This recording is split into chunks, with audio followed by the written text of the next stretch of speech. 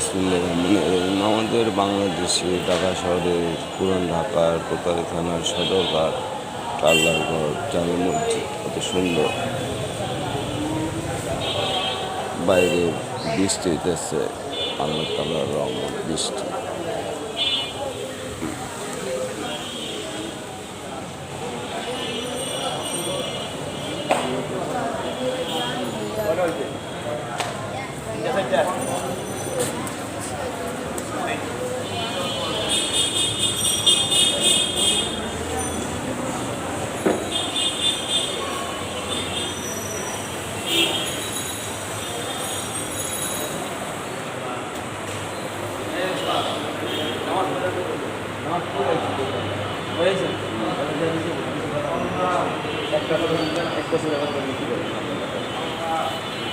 মানে যে সময় মন চাই যতটুকু মন চাই বই আবার যাবেন আপনি যত সামনে আয় তত মেয়ে যাবেন যাব সামনে করা হয় না।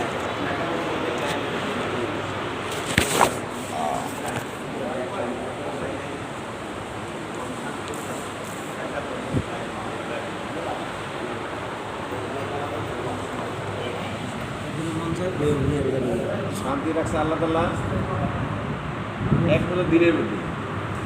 দিন কি আল্লাহ তাআলা হুকুম মানা আর হুকুম পাথর চলা, দিনের মধ্যে শান্তি করবে আল্লাহ তাআলা রাখছে। কি বলেন? আর সমস্ত নবীরা এই মেনটা করছে, সমস্ত নবীরা কি এই মেনটা করছে। এই লোক সকল তোমরা বলো লা ইলাহা ইল্লাল্লাহ, তোমরা কামিয়াবি হয়ে যাবে। কোনো নবী বাদ দেয় না এই কাজটা, সমস্ত নবীরা করছে, সমস্ত নবীরা এই মেহনত করছে। এই নবীগুলা মেহনত আজকে এই নবীগুলা মেহনতের জিম্মাদারি আজকে আমাদের কিছু আল্লাহ দরকার। এই মেহনত জিম্মাদারি সবাই, প্রত্যেকটা মানুষের জিম্মাদারি। কাল হাসরের ময়দানে আল্লাহ তাআলা জিজ্ঞাসা করলো যে তোমার শ্রেষ্ঠ নবী শ্রেষ্ঠ মুখে বানাইছিল এই জিম্মাদারি দিয়ে কেন করবে? পাকড়াও করবে, একজন মনে বাদ দিব না, সমস্ত জিজ্ঞেস করা হবে। কারণ কি রূপ জগতে আমরা বাছাই করছি, রূপ জগতে আল্লাহ তাআলা কি বাছাই করে শ্রেষ্ঠ নবীর শ্রেষ্ঠ মুখ বানাইছে এই কাজ করার জন্য। হ্যাঁ, কোনো আগের নবীর জমানার যারা নবী ছিল, শুধু নবীদের ছিল এই কাজটা, কোনো নবীর উম্মতের জিম্মাদারি ছিল না। কার ছিল ভাই? শুধু নবীদের। আর শেষ নবীর উম্মত হওয়ার কারণে আল্লাহ তাআলা জিম্মাদারি আমাদের কত দামি বানাইছে। একমাত্র হুজুর পাক সাল্লাল্লাহু আলাইহি ওয়াসাল্লামের উম্মতের জিম্মাদারি এই দাওয়াতের কাজ। আর আগের জমানার শুধু ছিল নবীদের, নবীরা ছাড়া এই কাজ আর কেউ করতে পারে না, কোনো নবীর উম্মতের কাজ করতে পারে না, এই জিম্মাদারি দেয় নাই। আর হুজুর পাক সাল্লাল্লাহু আলাইহি ওয়াসাল্লাম উম্মত হওয়ার কারণে আল্লাহ তাআলা আমাদেরকে জিম্মাদারি দিয়েছে। বলছে শ্রেষ্ঠ নবী শ্রেষ্ঠ উম্মত আমাকে বানাইছে এই দাওয়াতের কাজ করার জন্য। রূহ জগতে বাছাই করছে, বলছে যে এটা হলো ঈসা আলাইহিস সালামের উম্মত, এটা মুসা আলাইহিস সালামের উম্মত, হ্যাঁ, এটা নূহ আলাইহিস সালামের উম্মত বাছাই করছে, আর এটা মুহাম্মদ সাল্লামের উম্মত, আমার দোস্তের উম্মত আল্লাহ তাআলা বইলা বাছাই করছে।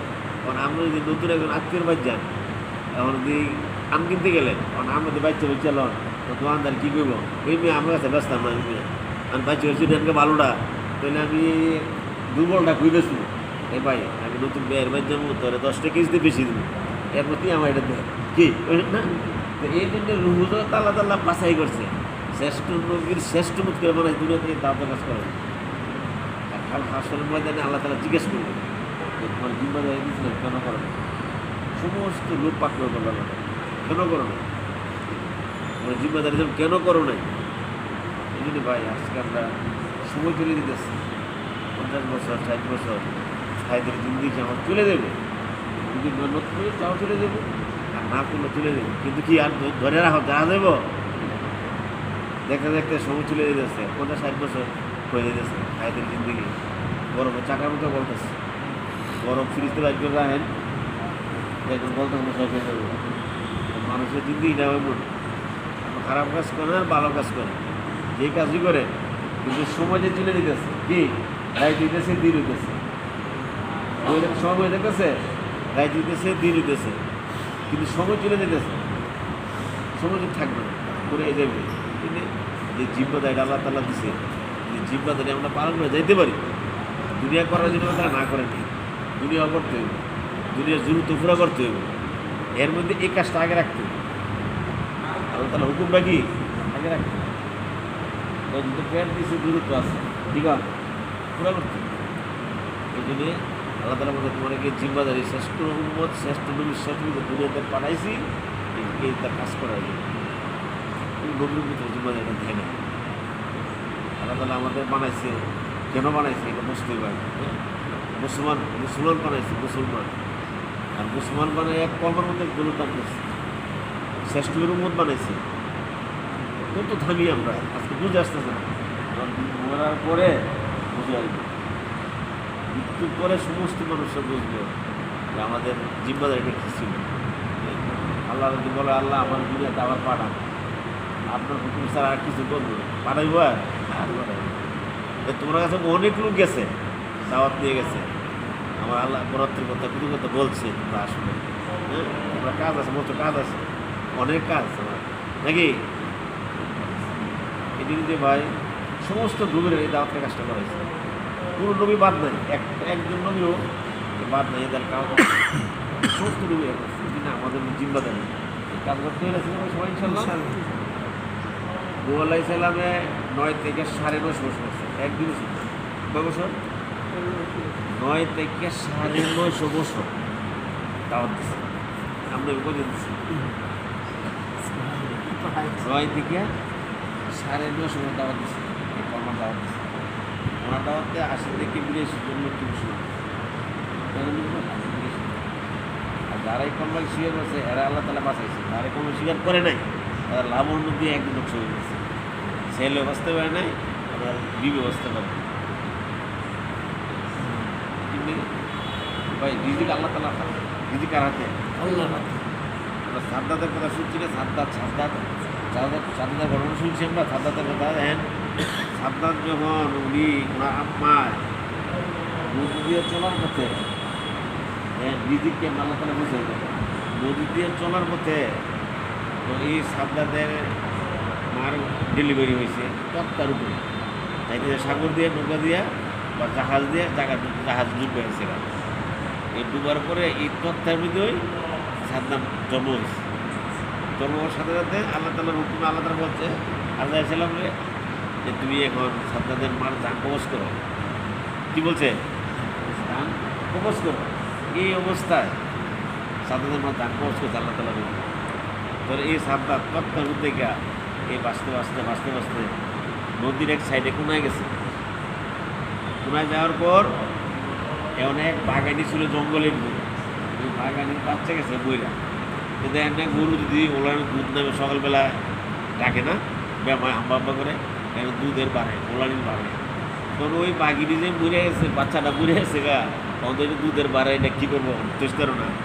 মানে এই বাঘিনি গেছে কি পানি খাওয়া লাগে সাইডে গেছে, আমাদের সাদ্দাত তখন বাসায় আইতেছে না, তো আল্লাহ তাল্লাহ হুকুমে করছে কি তলে দিয়ে দিছে। এখন তো 2-1টা জন দুধ খাইছে, তখন তো বাঘিনী আরাম পাইছে। কামড়দা যে জায়গা তাহে বাঘ ওই জায়গায় লই আছে দিয়ে আমরা দুধ খাওয়াইতেছে, সাদ্দাতের দুধ খাওয়াইতেছে, তখন মাসাল্লাহ দিলে বড় হয়ে আছে। হ্যাঁ, রিজিক আল্লাহ তালা কেমনে দেয়। এখন তো সাদ্দাত বড় হয়েছে, দুধ খেতে যেতে বড় হয়ে আছে গা। তো ওই দেশের বাচ্চা জঙ্গলে বাঘ হরিণ শিকার করার লাগে, শিকার করতে কি এক ফুট করে 5 বছর বাচ্চা অনুন্দ অবস্থায় জঙ্গলের ভিতরে। তো ওই রাজা মনে করতেছে যে জঙ্গলের ভিতরে বাচ্চা এলো ভিতরে কিন্তু সপ্তাহে বাঘ মাল্লুটায় আশেপাশে কোনো লোকজন দেখে না, কোনো লোকজন না। তো এই বাচ্চারে করছে কি বাসায় নিয়ে বসছে, নিয়ে বলছে বিবি খুশি, তাদের বাচ্চা নাই। সাদাতের পাল্টা বড় হয়ে গেছে গা, বাসা হয়েছে। আমার কাছে কি এই যে মানুষের দাওয়াত নিয়ে গেছে, জান্নাত আছে জাহান্নাম আছে, যে সাদাত মনে করছে আমি জান্নাত বানাবো। শুনেন নাই সাদাতের ঘটনা? আমি জান্নাত বানাবো, এই জান্নাত বানানো শুরু করছে। আমার জান্নাতে আমিই থাকবো, আল্লাহ জান্নাতে থাকতাম। এই জান্নাত বানাইতে জান্নাত বানানো শেষ, যেদিন উদ্বোধন করতে যাইবো আলি এক গোড়ার থেকে এক পা দিছে, আল্লাহ তালা বলছে আদায় তুমি দান কষ্ট করো, এমনটা দান কষ্ট করো। আল্লাহ জানাটা মাঝে দেখতে দেন, তুমি জানো সে কে আল্লাহ? যে জন্ম তত্ত্বাবধানে জন্ম হয়েছিল এরা আমি বাঘের দুধ খাওয়াই পালছি, হ্যাঁ, যে সে দাঁত সাত দাঁত আজকে আমলের টক কিন্তু দাঁড়াত বানাইছে। কই আল্লাহ আপনি আগে করবেন না, আমরা আগে তা জানা আমি আরো আগে খরচ করতাম। আল্লাহ তার কীভাবে পালছে দেখছেন, আল্লাহ তালা তার কীভাবে পালছে, আজকে রিজিক কীভাবে মানুষ পৌঁছে দেয়। হ্যাঁ, আল্লাহ তালা কি মানুষের কি কীভাবে রিজিক পৌঁছায়, এই জন্যে আল্লাহ তালা যে সময়টা আমরা দিচ্ছে এই সময়টা কত মনে করা, তোমার কি মনে করা ইমান আমল মেহনত, একটা মেহনতের নাম। মেহনত না করলে কি ইমান আমল করতে হবে, মেহনত করতে হবে। এই দেখেন আপনি বরিশালের লঞ্চগুলা, লোয়ার কাম কি ফাইন দিবেন তলে দেবো না, আর এটা কী পরিমাণ মেহনত করছে, এটা আপনার 4 তলা 3 তলা লোহা পানি করে ভাসতেছে ঢাকা থেকে বরিশাল জায়গা। লোহার কাম হলে তলে যাবো, এটা পানি পাইছে না, এটা কী পরিমাণ মেহনত করছে। আমরা হজে গেছি, আমার বিমান ওইটা কথাটা মনে হয়েছে যে একটা বিমান লোহার মতো এটা তো 500 যাত্রী সামানা বিমানটার ওজন এটা আকাশে দৌড়তেছে, বিমান হিসাব আকাশে দৌড়তেছে কী বাজে, তো এটার মধ্যে কী পরিমাণ মেহনত করছে, এটার মধ্যে কী পরিমাণ মেহনত হয়েছে এটার মধ্যে। এরপর এটা কি লোহা আকাশে দৌড়তেছে, 1 সেকেন্ডের মধ্যে থামানোর সুযোগ নাই। 500 যাত্রী সামানা বিমানের ওজন আকাশে দৌড়তেছে, এটা কি মেহনত হয়েছে এটার মধ্যে, কি পরিমাণ মেহনতটা হয়েছে মনে করি এটার মধ্যে, আকাশে দৌড়তেছে। এই জন্য ভাই ইমান আমল মেহনতকে বানাইতে কী করে বানাইতে দেব, ইমান আমল কি মেহনত ছাড়া আসবে না।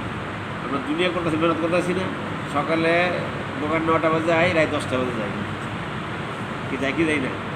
এই ইমানে কিছু মেহনত করা দরকার আছে না। আমার মুসা আল্লাহ সাল্লামের আল্লাহ তালা বলতে, হে মুসা তোমার হাতেই নাকি দেখেন কথাটা বুঝে পেলাম। মুসা আল্লাহ সাল্লাম বলতেছে, আল্লাহ তালা বলতেছে মুসা আল্লাহ সাল্লাম, হে মুসা তোমার হাতেই নাকি, মুসা আল্লাহ সাল্লাম বলতে এটা আমার লাঠি, জিজ্ঞেস কথাটা এটা আমার লাঠি। আচ্ছা লাঠিতে তুমি কী করো, আমি বরকি ছড়াই, আবার মাজা ব্যথা হলে টেক লাগাইয়া দাঁড়াই, গাছের পাতা পারি। আচ্ছা তোমার কি এত উপকার করে এই রাখা, এই আস্তে লাঠি ছেড়ে দাও।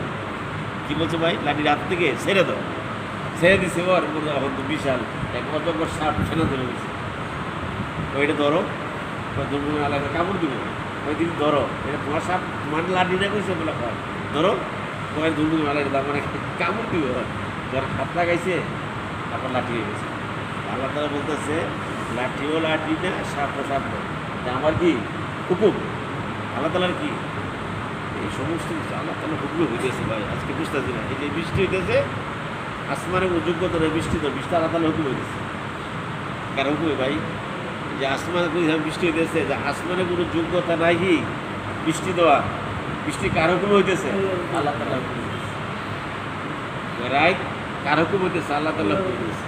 দিন কার হুকুম হইতেছে, আল্লাহ তালা হুকুম হইতেছে। সমস্ত কিছু আল্লাহ তাল্লাহ করাইতেছে।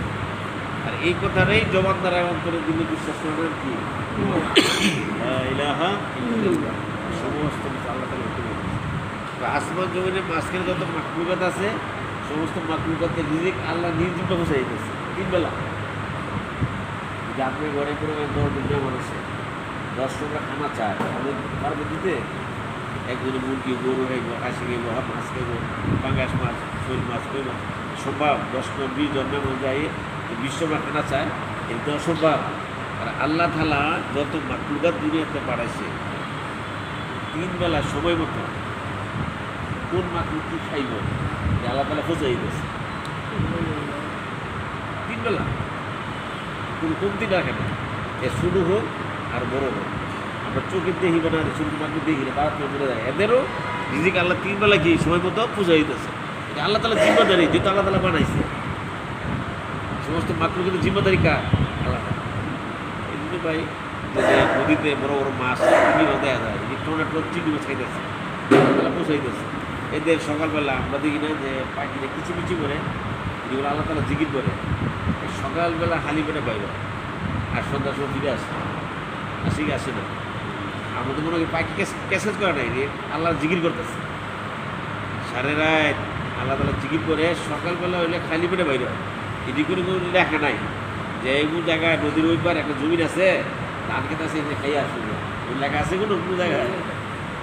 সারা রাত আল্লাহ তালা জিকির করবো, এই সন্ধ্যার সময় বড় পেটে ফিরা আবার তাদের বাসা চলে যাবে। কথা আছে তোমরা যদি এগুলো বিশ্বাস আল্লাহ মতো আপন করতে পারো, তোমাদের রিজিক পাখির মতো বসে তুলে পৌঁছে জিম্মাদারি। যত মাকলুকাত বানাইছে আসমান জমিনের মাঝখানে, আসমান এবং জমিনের মাঝখানে যত মাকলুকাত আছে সমস্ত মাকলুকাতের রিজিক আল্লাহ 3 বেলা সময় মতো বুঝাই দিতেছে। আপনার কামনা বলে কেমন হবে, কই কি কই না, কি চাকরি না করলে ব্যবসা না করলে কেমন হবে? চাকরি ব্যবসা করার জন্য আল্লাহ না নেয়, কিন্তু আল্লাহর হুকুমটা রাখতে হবে সামনে আগে। কিন্তু যে ভাই আমাদের যে সময় তুলে দিচ্ছে, কী করলাম এখন, কী করলাম, কী ইমান আমল বানায় না। যারা পরিমাণ ইমান নিয়ে যাইতে পারলে কবরে আল্লাহ তাআলা এই দুনিয়ার মতো 10 দিনের মতো জান্নাত দিবে। যারা বুঝলেন না, যারা হইলো আপনার দেখে দেশের মধ্যে গড় ঝাড়ু দিলে পোলার বেড়া আছে না, এটাতে করে উড়ে দুলা উড়ে দেখা যায়, নদীর কিরণে দেখা যায় দুলা উঠতে আসছে, এটা হলো কারণ। যারা পরিমাণ ইমান নিয়ে কবরে যাইতে পারলে এই দুনিয়ার মতো 10 দিন তারা জান্নাত দিবে আল্লাহ তাআলা, বুঝছেন? যারা পরিমাণ ইমান নিয়ে যদি কবরে যায় আল্লাহ তাআলা এই দুনিয়ার মতো 10 দিন তারা জান্নাত দিবে। আর যারা আপেলের মতো ইমান নিয়ে যাবে তারা আল্লাহ কী দেবে? ইমান আমল বানার দরকার আছে না? কি বলেন ভাই? কামাই জায়গা হলো দুনিয়া, ইমান বানার জায়গা হলো দুনিয়া, কামাই জায়গা হলো দুনিয়া। মৃত্যুর পর আর কি আর আর করার সুযোগ নেই, মৃত্যুর পরে আর কোনো সুযোগ নেই। যা করতে দুনিয়াতে করতে, ইমান আমল বানানোর জায়গা দুনিয়ায়, নেক আমল করার জায়গা কি দুনিয়ায়। মৃত্যুর পরে আর কি সব হাতছাড়া হয়ে যাবে, বাড়ি হাতছাড়া হইব, গাড়ি হাতছাড়া হইব, বিবি হাতছাড়া হইব, ছেলেকে হাতছাড়া হইব, আর কোনো কাজ আর তাদের খাওয়ার জন্য করার জন্য